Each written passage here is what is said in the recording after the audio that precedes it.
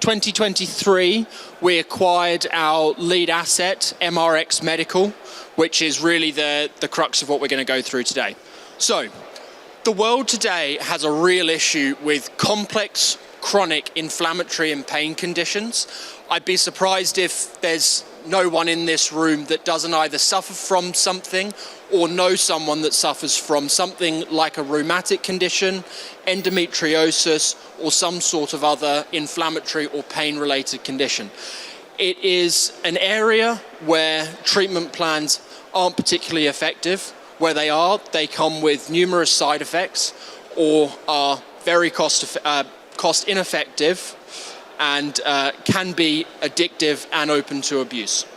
We believe with Ananda and with our patent pending formulations based on CBD that we can address this problem quite significantly. So the opportunity for these medicines are a $635 billion cost per year to the US taxpayer, and similar cost numbers in the UK. Patient numbers as well are very high, and we believe that they will continue to increase throughout the years. Certainly as life becomes more sedentary, it's a problem that's going to continue to increase. Now, what we're doing about this is with our unique CBD formulations, which are patent pending.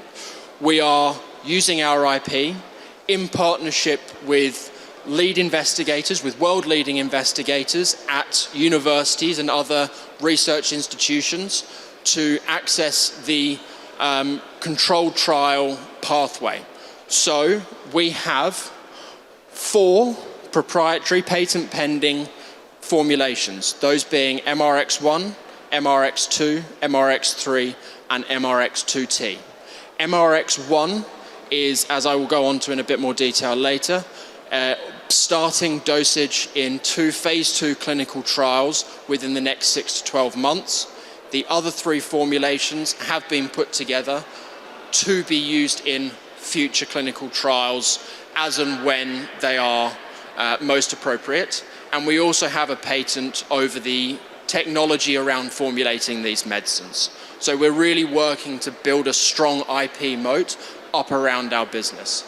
So our pipeline to date, we have 2 phase 2 trials. These are being run in partnership with Edinburgh University. The first being into CIPN, or chemotherapy-induced peripheral neuropathy, and the other into endometriosis, a condition suffered by 10% of women globally. So our endometriosis trial, again run out of Edinburgh University by Dr. Lucy Whitaker and Professor Andrew Hall. They were the co-chairs of the World Endometriosis Congress last year, and I believe they are the co-chairs elect for this year. That is a pilot study, and it is looking at the cost effectiveness of a larger phase 2 trial that will be run nationally, assuming good results. For anyone that's not aware, endometriosis is a condition where the uterine lining in women grows outside of the uterus, and once a month it sheds like the lining that's where it's supposed to be, and is an extremely painful condition. We're particularly excited about this as current treatment plans for women consist of hormonal birth control, very invasive surgery, and antidepressants. So it is a market where there is a very, very large unmet need. There is also a study done in rats that has just come out that shows that our formulation will potentially reduce the size of the lesions that these women have. Our other trial, again phase 2, this one run by Professor Mari Fallon, is into chemotherapy-induced peripheral neuropathy. This is an indication where after a round of chemotherapy treatment, the nerves in patients' bodies become damaged and inflamed, and it's effectively like a very strong burning sensation, and it's extremely painful, and opiates do not do anything to affect this particular indication. There's already anecdotal evidence that CBD is effective in treating CIPN, and we're really excited about the results. Dosage for these 2 trials will take place over 2 12-week periods, and we believe that these will be commencing in the second half of this year. So the current landscape for CBD more generally and for Ananda is that opiates are really becoming not the first line of attack for a lot of these indications as we learn more about how open they are to abuse. And also, we are very excited about the unmet needs in a lot of these indications. So where we are also spending a lot of time and a lot of effort is in discovering other indications that may be useful for CBD.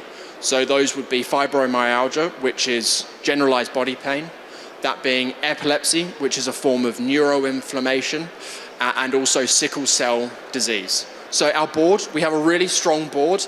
Our chairman has a long history of investing in biotech companies and has an honorary PhD for his work in the commercialization of biotech. Our other really exciting board member is Professor Clive Page. He is the chair of the British Pharmacological Society. He is a sitting professor at King's College London. He was a founding director of Verona Pharmaceuticals, which is now one of the largest healthcare companies on the NASDAQ, and has spent a career developing anti-inflammatory drugs. And he's been a real boon for us as we go through our drug development process. Melissa Sturgess, our CEO, who's manning the booth at the moment, she is a long-term CEO and has a strong history of bringing companies from early startup stage right through to an exit. As I said, we're quoted on Aquis. We have a very tightly held shareholder base.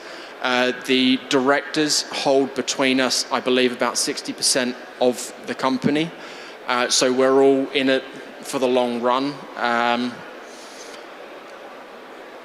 Thank you very much for listening to me talk. We're speaking at a couple of upcoming events, and I hope to see as many of you there as possible.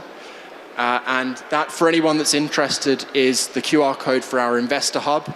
If you scan that, you can sign up, and we'll talk directly to you on an ongoing basis. Thank you.